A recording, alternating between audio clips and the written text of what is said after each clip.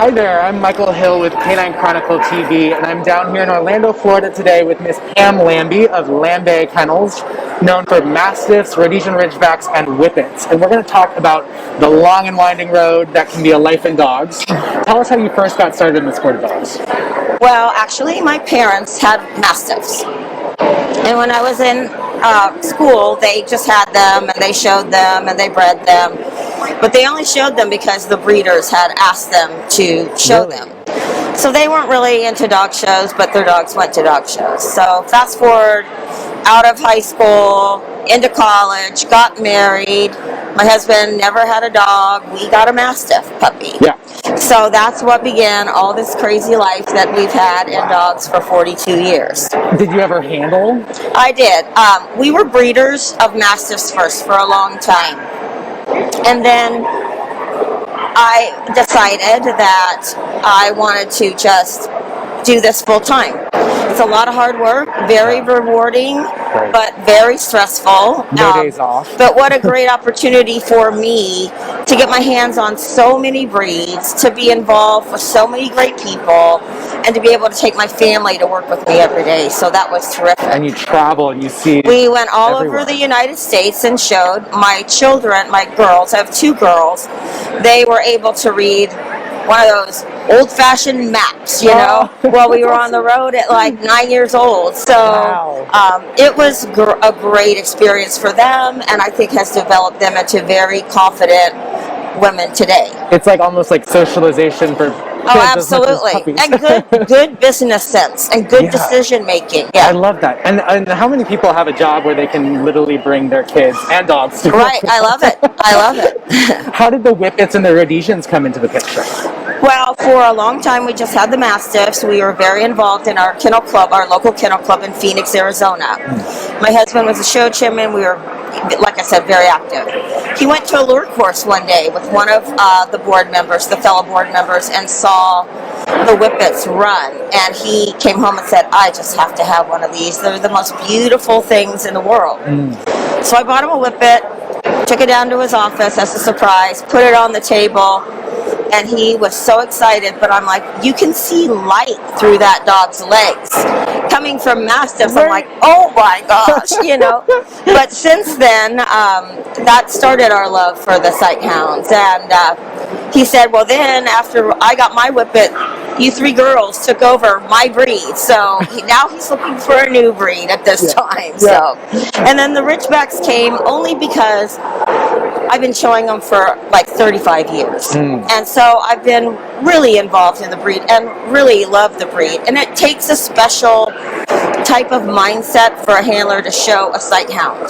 They're very sensitive, and even though the Ridgebacks are big, they're very sensitive. And so you can't treat them like a working dog. They're totally different. And so about 15, 20 years ago, I started showing for these people that are now some of our best friends. And they were breeding, and they lived in Hawaii. And their kennel name is Pupakea Ridge. And through my friendship with them, I became instrumental in helping them with their breeding program. They have great eyes too, and my handling career ended retiring their dog as the number 3 hound in the country and the top winning Ridgeback in the history of the breed point wise. So. And what was that dog's name? His name was Champion Pupakea Ridge, Ikaika, O Spring Valley. Oh, I love that. And I was so privileged to show many, many Ridgebacks over the years. Beautiful, top-winning dogs. But that dog was probably the creme de la creme in my mind. And when I judge today, that stamps the look that I like. Exactly. I was going to say, what a great way to like shape your judging career, having had the living with those dogs, not just seeing them once at a kennel visit, but like breathing and living and watching it grow like that. How did you start judging? Well, it was 10 years ago that I retired from my handling career. And it was a personal, very difficult personal decision because I really wasn't ready to retire. But our family is very close, and my father-in-law was terminally ill. And so we just decided we needed to be, close by and help with that. And so that's what we did. And so then I thought, okay, well, I want to judge sometime. So I waited for a few years to try and step away from the sport so I could not want to be in there handling any longer. Right. And then applied to judge about 7 years ago. So I've been judging almost 7 years now. Do you like it? Are you enjoying it? I do like it. I totally miss handling. Yeah. And I enjoy showing my own dogs. Sure. But I just really show at local shows or specialty shows. But judging keeps me connected to a sport that I love. That's been a great part of my life. Yeah. Shaped who I am today, really. And I've met some wonderful, wonderful longtime friends in the sport. So I want to be able to give back and stay involved, and that's my way to do it. I think that's so important because, it's like the people who might want to be willing to judge, the most eager might not be the most qualified, but the people who have had the most experience sometimes have a harder time transitioning to that. But when you look at it as a way of giving back, it really is. Yeah, and when you start, the process has changed 3 times in the 7 years I've been judging. And it's definitely not for the faint of heart if you want to judge. You have to really be dedicated to learn, to spend time mentoring, traveling, spending your own money to become very, very confident to be able to judge the breeds that you're applying for. Yeah. And so the time and effort and money involved, really, I think it's okay. It does negate many people from applying because it is quite a process. But that's okay. I like to I like to learn. Yeah. So I always want to feel confident when I apply for a breed.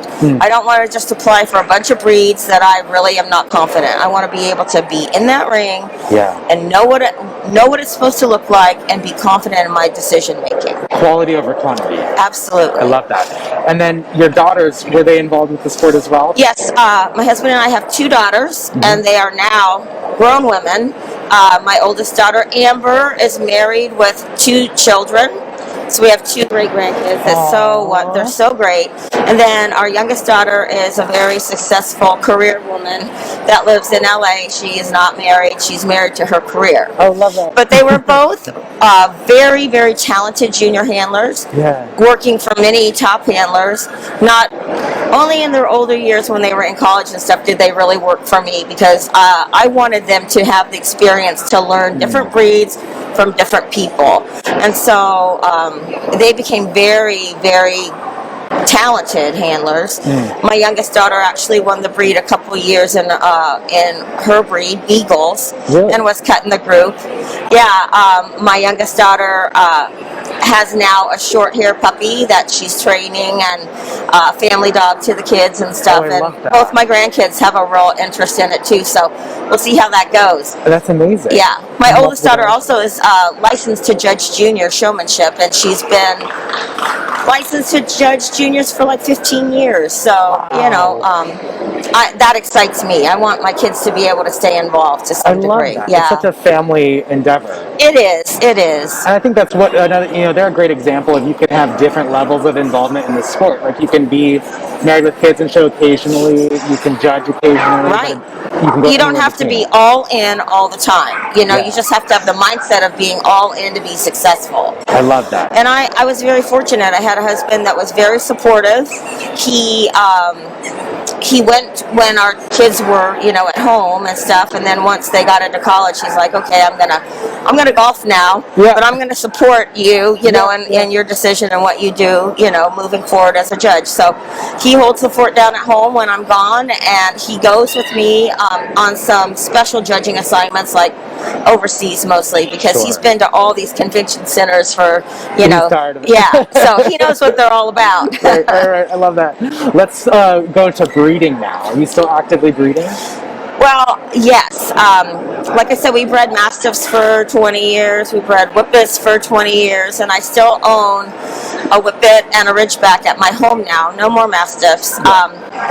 but they're older. So our Ridgeback litter, we just had a new Ridgeback litter, and they're about 2 weeks old today. Oh my God. And my co-breeders up in Sacramento, they moved from Hawaii to Sacramento 5 years ago. So Pupukea Ridge, up in Sacramento now, we have 7 beautiful puppies out of our old Ikaika. Really? We bought a bitch about 3 years ago specifically to do this breeding, and we are so excited about the puppies. Wow. So after the holidays, I'm going to fly up and stay a few weeks with them and watch the puppies grow, and then we're going to do an evaluation, and then I'll take one home, and they'll keep one. Yeah. You can see that the passion never dies. Like, it is, time. you know, it's breeding is also not for the faint of heart. You know, it's a very difficult, very responsible job, and then you are responsible for the life of those puppies. So true. we take it seriously, and we don't do a breeding unless we want to keep something, because there's no reason for us as breeders just to do a breeding except for us and to try and better the breed. So I think that's great. I think, like, you know, your whole life progression shows that with handling, with your family, with judging, with breeding, that quality over quantity is what makes it sustainable. Yes. So that you can continue doing this and enjoy it. Yes, and I think that's the most important. Thank you so much for sharing with us today. Well, It's so thank you great for to hear about having your life me. and dogs. I appreciate it. Have a wonderful holiday too. You too. All right, thank you.